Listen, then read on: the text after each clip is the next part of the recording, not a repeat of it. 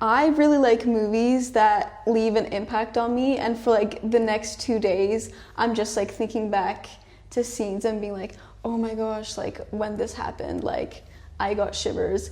And movies that aren't like too meta, but it like makes me think about like, what did this mean? Or like, what were they really getting at? Or like, oh, I'm kind of confused by this. And then I can talk to someone else about it and we can kind of like puzzle together the pieces. So I really like not just the experience of watching the movie, but also what it like leaves you with after.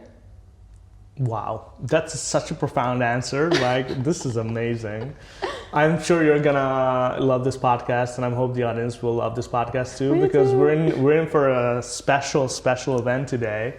Thank you for letting me come here. This is an amazing venue, and thank you for decorating the set with all these unique things.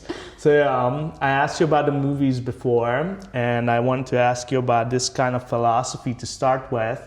Because I've been making things, things too, you've been making things too, and you know there's a difference between an audience being a critic, because everybody can be a critic, and there's a difference between a performer and an artist expressing themselves.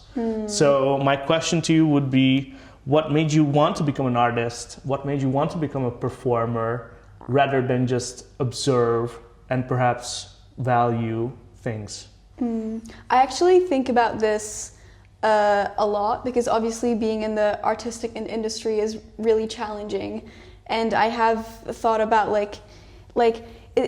is this what it is for me? Like, is there something else that I would want to do? And my answer is always no. I think, I honestly think it's just like in my DNA. Like, I think I was just kind of born to be drawn to creativity.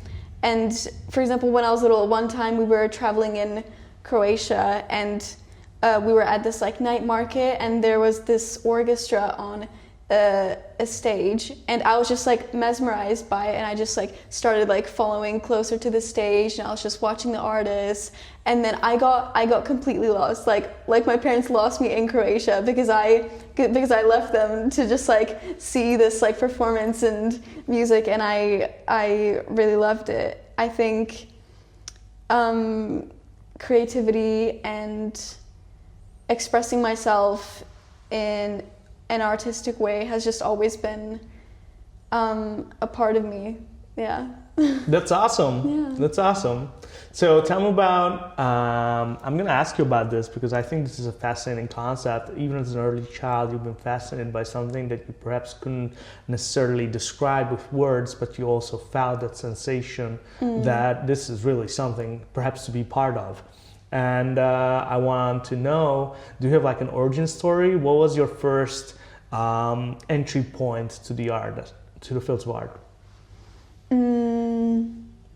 My first entry point was dancing. So I've been dancing since I was 7 years old. I started with ballet, and then I just did more and more. I did hip hop, and then I did contemporary, jazz and show jazz, tap.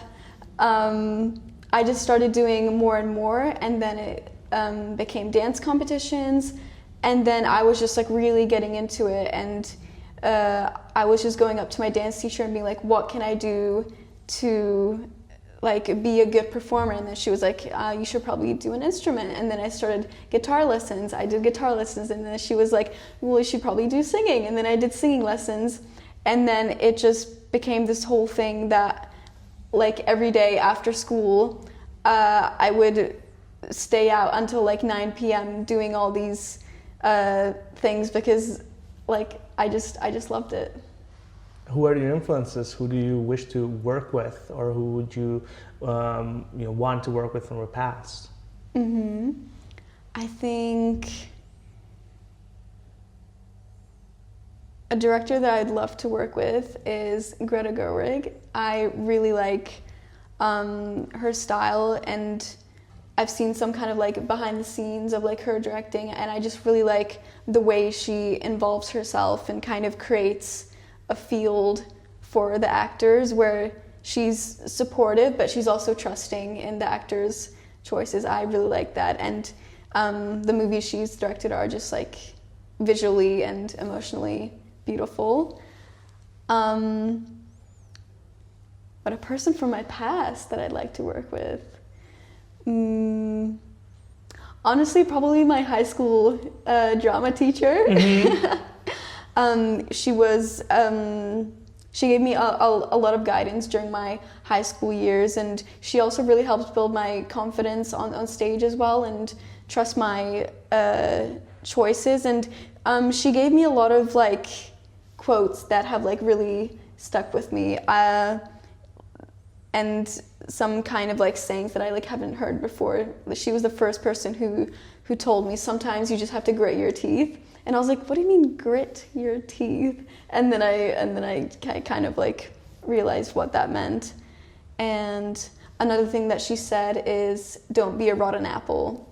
So that means if you go to collaborate with someone, don't be the negative one who drags everyone down, because you can have a beautiful basket of fresh, red, shiny apples from the farmer's market, and then you have one rotten apple and it makes all of them go bad. Yeah. So, I think it would be amazing to be in some sort of performance with her, and I just think that would be kind of like comical and also amazing that she taught me, but we could also like work together now that I'm like grown up.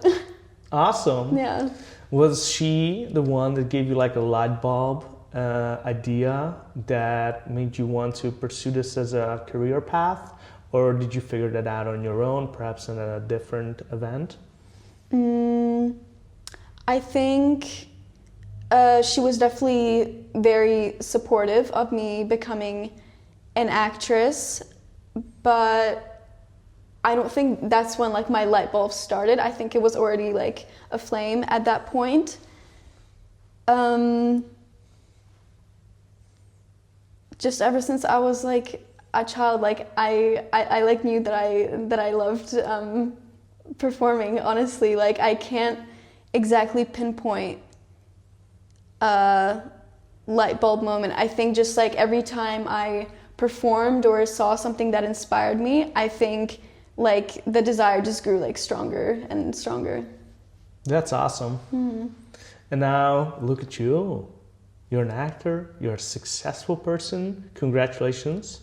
So yeah, I want to get to know what your process is like, because I feel like this is interesting for you and me to learn about. When you receive a script and you are being called to play a character, what is your entry point to a character? Do you look at physicality, tone of voice, perhaps backstory, or perhaps what's their ending like? Mm-hmm. Where do they go? What's the future of this character? Or what's your first entry point to the characters you want to embody? For me, it differs whether it's going to be a theater performance or whether it's going to be film. But film is my main focus. So if I see a script for film, I visually will like imagine a film camera in my head and kind of see how that character moves and what kind of like gestures they might have, and then I kind of go deeper into like the tone of voice and then their thoughts. But I usually lead with like how do they behave, because I think thought influences behavior and behavior can also influence thought, but I think as like a starting point it can be more telling of like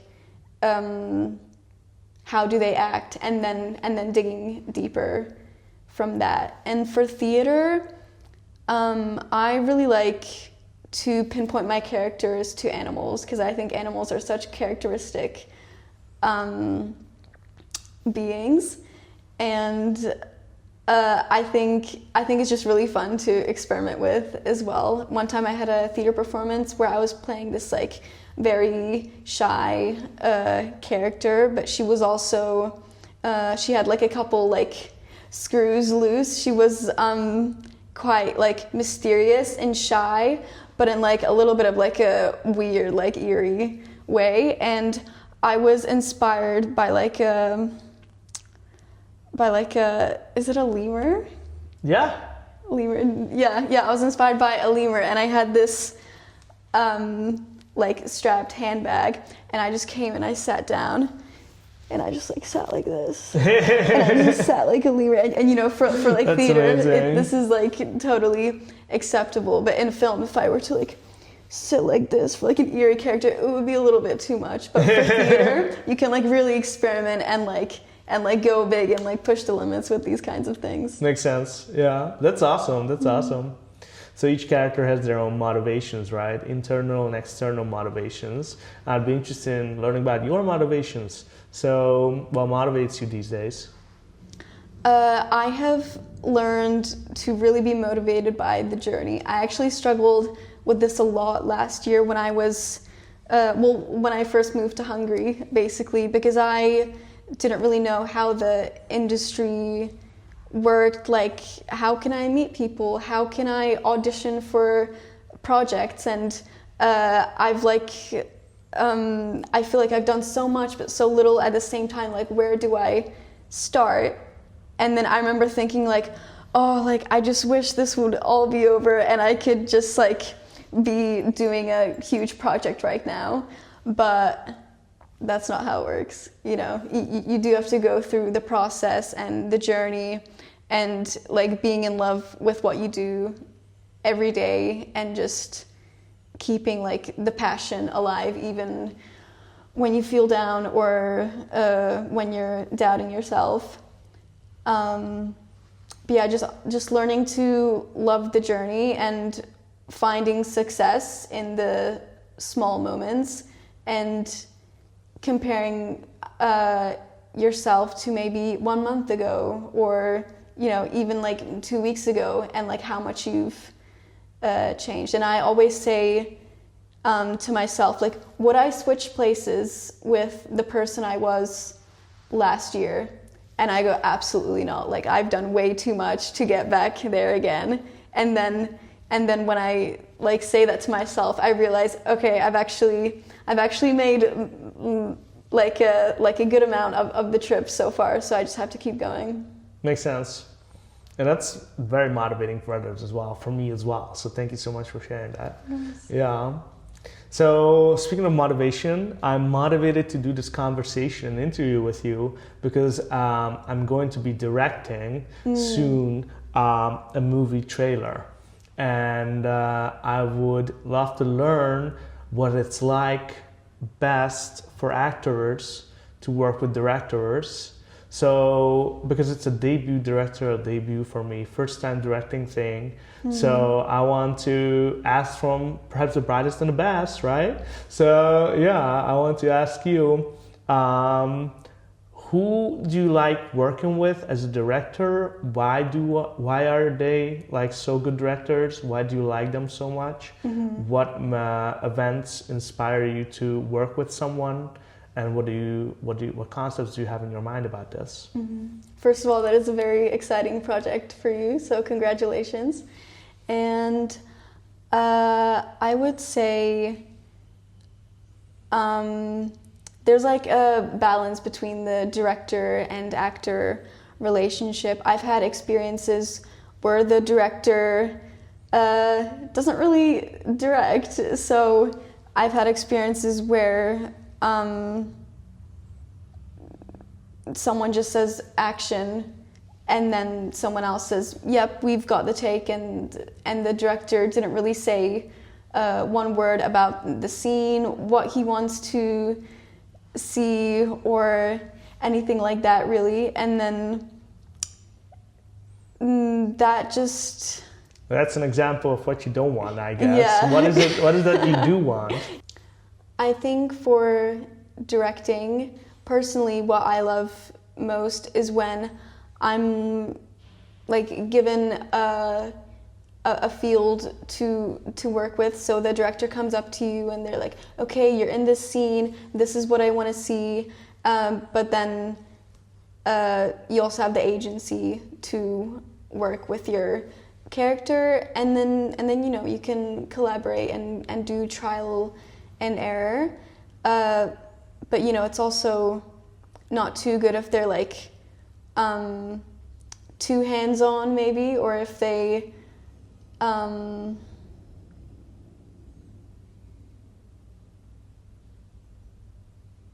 of start like jumping like into the scene and like acting instead of you. Like, no, I want you to do it exactly like this. I think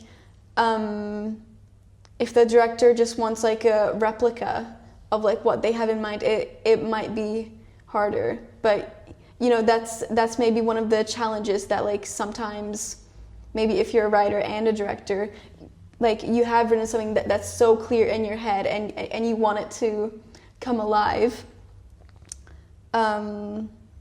But overall, I think every director and like actor relationship is going to be different, and I think the most important for me is to just always be open to collaborate, because that's kind of what an actor's job is, to be malleable and to be a vessel for a vision. So I think it really just depends on communication and knowing that like no matter what, like both people's interest is just for the project to be as best as possible. Makes sense. Yeah. That is a very thorough answer, so I like that. Thank you so much for this. Yeah, and which leads me to my next question, which is about improvisation. And I know you're good at this, so that's awesome, but it can be a challenge for some people. And I want to ask you, so how much do you like intentionally knowing what you're about to be working with on set beforehand versus, or perhaps on the other side, how much do you leave open for the set to surprise you with?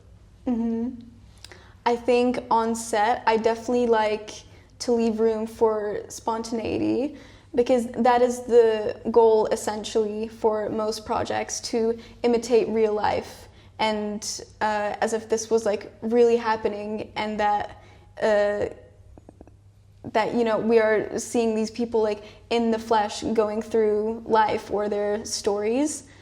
So one thing that helps me with that is that I don't like to overlearn my lines, because with that I start imagining, okay, when I say this, maybe I'll adjust my hair, or oh, maybe when I say that, maybe that's when I lean in closer, and then it makes it feel too choreographed. So I like to just like know my lines in a basic sense, and then just be really present on set and let the character work and the present be the stimulus that I work off of.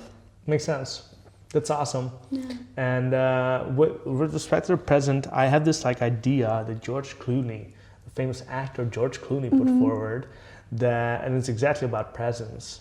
So, and he was asked on the red carpet one time about his thoughts on AI actors, and he said it's not necessarily being successful, becoming a star is not about the looks necessarily. It's about a certain persona and aura, perhaps, that we all felt connected to and, you know, look up to. So I wanted to ask you about this. What do you think separates people in the industry between those who are stars and those who are, well, becoming stars? I wanted to ask you this. Okay. Tell me.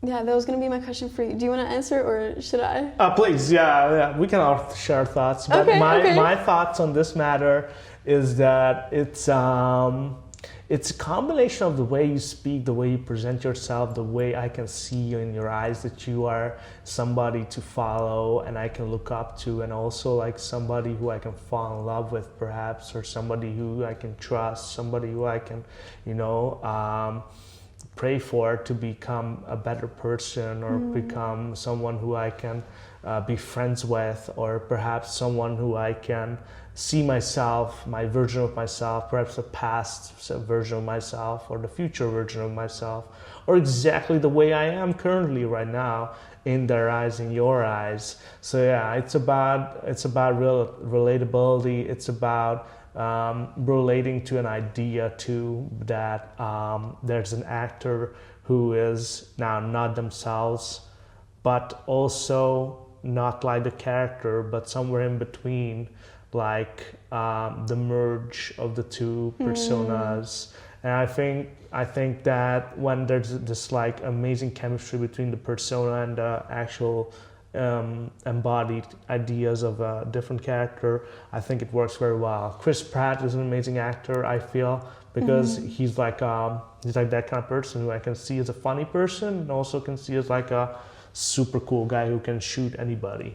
So yeah, and I also love, for example, like there are all kinds of examples that I can just keep on like rotating and tell you about.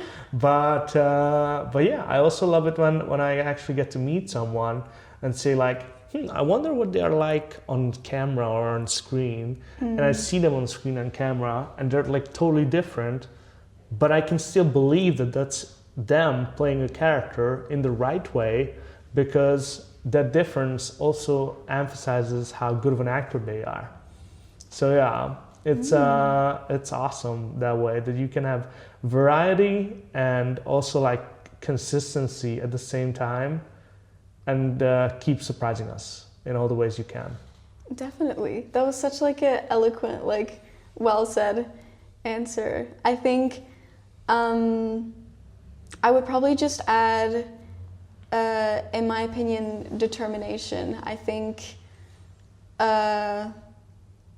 like at the end of the day, like in the long run, determination will be what sets someone apart from like making it or not.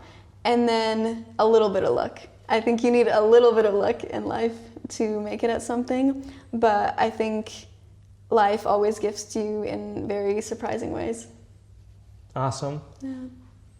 Let's talk about the natural next progression of the question, which is about, if you're a star, you have your process and your flow. How do you find your flow? I know you have it. Yeah, finding the flow can be a little bit tricky for me, because I like to do a lot of things. And for example, I will start hobbies, but I will get really passionate about them, and then I will want to pursue my hobbies in a professional way. So for example, I started DJing last year in house music style, and now I'm working on like putting together sets and doing more like mixing techniques and stuff like that. And then I've also gotten into fire performance, actually, where you like light like poise on fire and then do tricks with them. Congratulations. Thank you. I also make dance choreographies, and then just overall dancing, and then I do my acting things. I try to improve as a singer as well, and sometimes it gets really overwhelming to balance those and being like, okay, like what am I doing? What is my true goal? How am I gonna get there when I do so many things? But at the end of the day, I just like to go with the fact that I like an audience. I like to entertain people, make them laugh, make them feel something. And as long as I'm doing that in some way, whether it's DJing or doing a cry your heart out sort of scene, then I'm probably in a good spot. Awesome. And so my next question is about, your journeys. You have made a wonderful journey all the way to Budapest. Can you talk to me more about that? How was the journey like, and what's it like being here now? Yes, definitely. I was born in Hungary, so my first language is Hungarian. But when I was 6 years old, my family moved to New Zealand. And we really liked it there. I ended up finishing school there. I went to university there where I studied theater and psychology as well. And then I decided that there would be more opportunities for acting here in Hungary and Budapest, and it's a lot easier to travel to other places from here as well, rather than an island. Because yeah, I mean, New Zealand is a beautiful place with oceans and so much greenery and amazing people, of course. But it's not really a place to like jumpstart your career and get noticed. In my opinion, it has been done before, but I've really enjoyed coming back here and exploring the art scene here and kind of reconnecting with my life in Hungary. It's been really nice to be like, oh, I'm Hungarian. Like, you know, these are like my people, and it's really nice to be around that and speak Hungarian again, perform in Hungarian, even though it comes with challenges sometimes. I'm just really enjoying living my life here and being at home. Yeah. Awesome. So welcome home. Thank you. Yeah. I have one more question for you, but I'll save that to the end. Do you have questions for me? Because I know you prepared questions. I do. What do you think makes a good director, and how would you describe your directing style, or how you plan on directing? Yeah, I had good and bad experiences too, so that was amazing in my life that I had. You know, I always feel like bad experiences are often even better teachers than good experiences. Yeah, definitely. Sometimes. Yeah, because but some people say the otherwise, like good experiences are the best teachers sometimes because you know what to follow, right? So yeah, but I don't know. So directing is awesome because you get to be responsible for a vision. And Quentin Tarantino says that basically like your job is to have a vision as a director, and that's your only job. And the rest of the people will help you realize that vision. You don't have to realize that vision alone. There will be a community of people who will help you, but you have to have a vision. So crafting that vision is actually like harder than it sounds, I feel. And yeah, but it's a rewarding process, and I feel like the best directors who I had the chance to work with, I have limited experience, but like those directors who I had the chance to work with always were like open to getting ideas from us, whether they were male or female. They were like amazingly open towards like, this character would say this is a more feminine way or masculine way or something like that. And they were like, why would they do that? And they would ask me questions, I would answer them as an actor, just like, because I feel like in the scene I have authority over the people. And then yeah, but I wouldn't use my authority over the people. I want to emphasize a little bit of playfulness, you know? And then so people were responsive to these like ideas that I gave them, I feel. Of course, like if everybody has an idea, the director has to turn down most of the ideas, right? So that doesn't make sense in like all the ways. But if you have your own scene, I think you get to have your own shiny moment. And you know it when it's your scene, and the director knows it that it is your scene. So you will be the greatest contributor in that performance in that sense. And so that's awesome when you get to do that. And so listening is a great skill I feel like a director should and must cultivate. And not to be afraid of making choices. Because sometimes like, yeah. I like that, yeah. Because sometimes there's like so many choices to make and you're like, oh my God, the scheduling has been done and we're running over time already. But if I make this shot again, it will cost us like 10 more minutes. Would I want to make another shot? Yes, let's do it because we're already late and that 10 minutes doesn't count. So yeah. And sometimes that there's a choice you must make, and you live with the consequences of being late, and you live with the consequences of like, you know, paying money sometimes unnecessarily because you are like not making it to the position that you want to be, or the set that you want to be. But yeah, these are the things I would say. Yeah, for sure. I would like to ask you, what motivated you in the industry when you first started versus now? Okay. So what motivated me when I first started is because a friend of mine asked me to help this person, like them. Yeah. So I was like, he had no other friend to ask, and I was perhaps the last resort or something, which sounds so bad, right? When there's a call sheet and you're the last person in the call sheet and you're like, nobody else took this opportunity, but can you help me? And I was like, sure, I'm happy to help. I've never done this before, so this is my first project, so I'd love to help. But basically, I was motivated by the open curiosity and the open opportunity that I will go do something that I will have perhaps never will do again or never have done before, and what can I learn from that singular opportunity.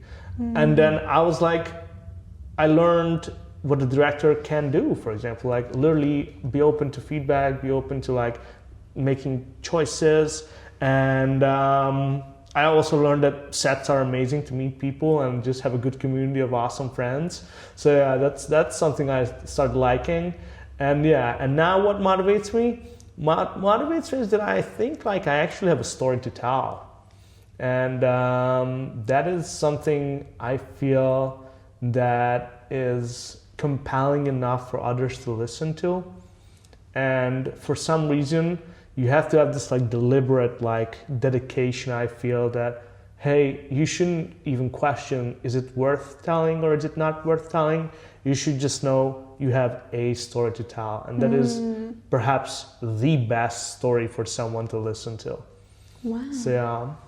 And then would you say that first time you were on set, that was like a light bulb moment for you, where you were like, oh, like I love this? Yeah, absolutely. Yeah, yeah, I had like different opportunities to shine my talents before as a master of ceremonies. So yeah, but then obviously that persona is different because you're talking to an audience directly, right? So when there's a stage and there's an audience and you're talking to them directly, you feel that kind of chemistry. When there's a camera, it's different because you have to imagine things, but perhaps it's even more grand and ambitious because that could be tens of thousands of people who see this, or perhaps hundreds of thousands of people, so we're more than that. So yeah. And the intimacy of the set is also awesome, I feel, because like you don't have to be 1,000 people set or just 100 people set sometimes. Sometimes it's only 10 people, sometimes it's less than 10 people. But that intimacy that can create that chemistry in the air, I think that's very special, and I cherish that. Yeah, I agree. That's probably one of my favorite parts of being on set as well. Like, knowing that like everyone's like here to create something, and it's like an amazing community where like everyone gets it. Like you're all like in on something, and it feels really nice that like everyone kind of shares that like creativity and like shared goal. I really enjoyed that about film making. Awesome. Yeah. Any more questions that you would love to ask me? I would love to ask you like 2 or 3 more questions. Like I wrote down one of the questions that you asked me before, but I'll just like ask it back to you then. Okay, makes sense. How do you balance your flow being like a hybrid creative? Yeah, so that's a wonderful question because some projects can be like all-encompassing projects, and they make you want to work on them for full weeks and full months, but sometimes you have to dedicate yourself to other commitments as well. So I try to schedule days when I'm working on a single project, and then so I know that on that day I'm like fully occupied and singularly focused towards one project, and then taking a break, getting a sleep is like a good pause moment when I get to pause and focus on the next project the next day, or get back to the same as I was. So yeah, that's what I try my best to do. When I'm sleepwalking or something like that, yeah, I'm also working on a project. Yeah, I think scheduling and like staying organized is like really important at the end of the day as well. Like some days like I am just like rushing like across the city here and here, and then I'm here and there, but I also kind of like enjoy the thrill of that as well, where I'm like, oh my gosh, I have like 3 different projects today, but it honestly gives me like a bit of a like adrenaline rush, and it's like an amazing challenge for the day, and it gives me a lot of fulfillment like during it, and like at the end of the day where I was like, okay, like I did a lot today. Today was like a very maximized day in every single way. Awesome. Yeah. I also want to ask you about music, because you seem like you have a talent in music. So therefore, I want to ask you about it. How does your musicality influence the scene that you're understanding? Do you envision a tone or like a rhythm to it, a pace to it, or what does that influence you like? That's a good question. Do you mean like in theater or like film or? Well, in both. The reason why I'm asking is because like I'm making a trailer, and people who I've talked to literally told me like, stop making the trailer, figure out the music first, because the music will influence your editing, and your editing will influence your scenes. So I was like, that totally does make sense.